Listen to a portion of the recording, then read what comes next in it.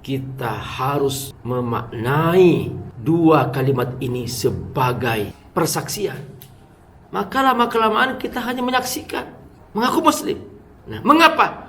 Karena teman-teman semua, ayo ngaji bersama Abi Amir dalam program Memahami Islam hanya di FAT TV.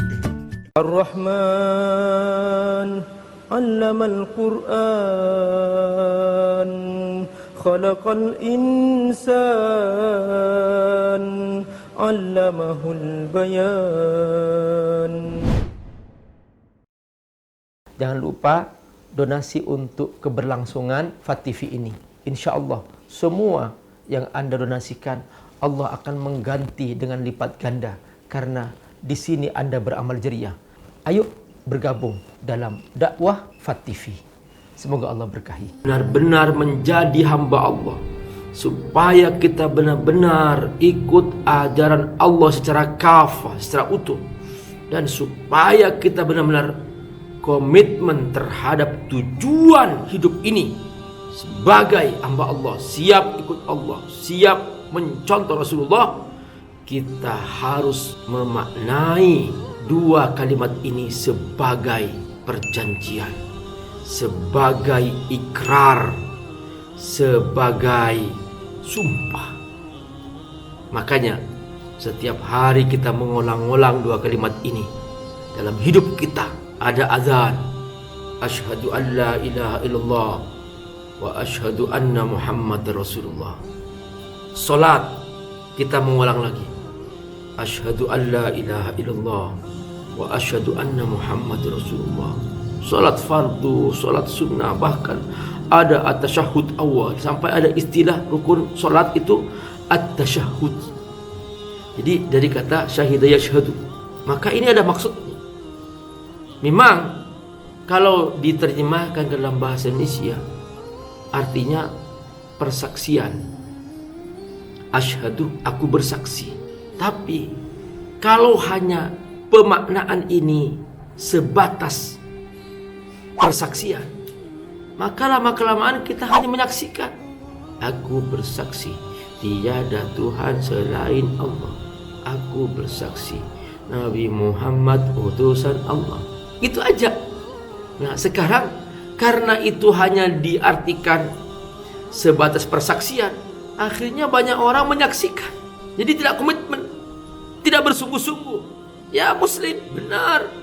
Tapi perbuatannya hampir tidak ada bedanya seperti orang kafir. Orang kafir berzina, ikut berzina. Orang kafir korupsi, ikut korupsi. Bahkan banyak orang kafir nggak mau korupsi, sekalipun tujuannya hanya untuk urusan dunia, supaya nama baiknya tidak tercemar, supaya dia tidak ketahuan karena rasa malunya dia tinggi misalnya. Nah, kalau ini sudah mengaku muslim, koruptor, melebihi orang kafir bahkan. Ya Allah, orang kafir ada yang nggak berbohong ada, tapi ini nggak, melebihi orang kafir, berbohong setiap hari, menipu setiap hari, dan menyatakan di depan banyak orang, di depan televisi, di depan media, nggak malu-malunya mengaku muslim. Nah, mengapa?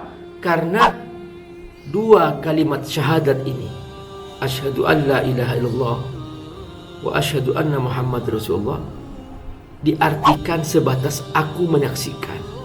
Ya, dia menyaksikan aja. Aku bersaksi bahwa tiada Tuhan selain Allah, menyaksikan doang. Padahal para ulama ketika menjelaskan kata asyhadu itu dimaknai lebih dalam lagi. Dalam kata asyhadu ada makna ikrar.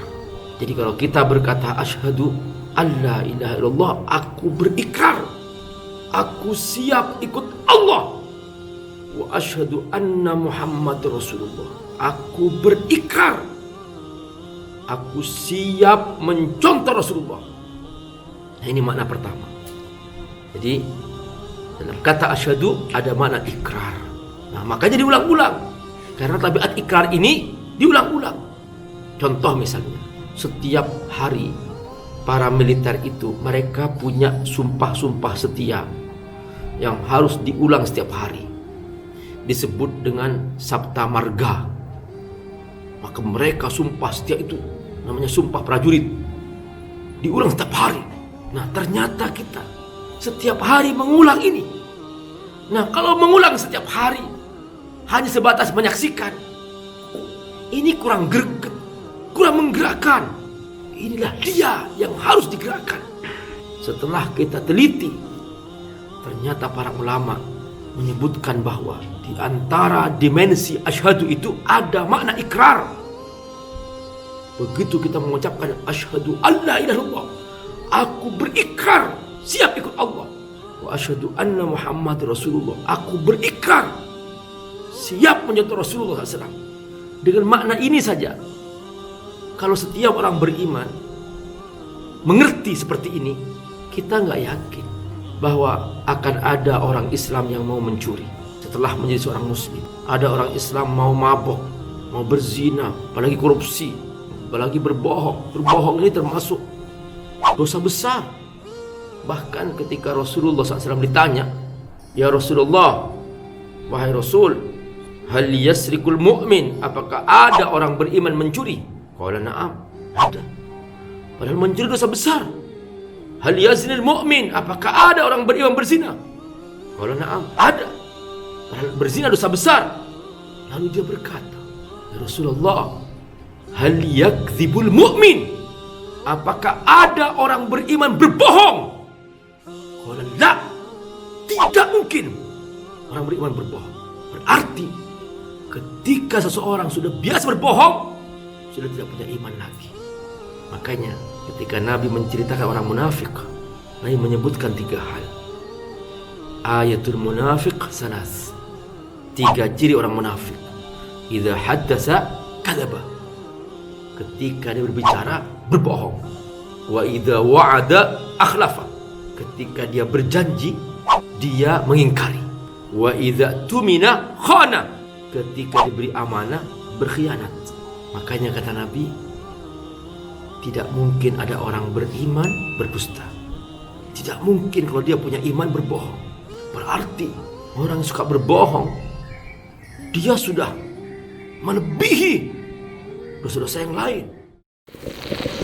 Wabah corona melanda. Saatnya bersatu untuk Indonesia. Kita semua adalah bagian aksi penyelamatan bangsa. Sedekah pangan terbaik kita, solusi kehidupan jutaan saudara yang kini teramat membutuhkan. Ayo, kuatkan Indonesia. Kirimkan kepedulian kita. Bersama ACT. Aksi cepat tanggap.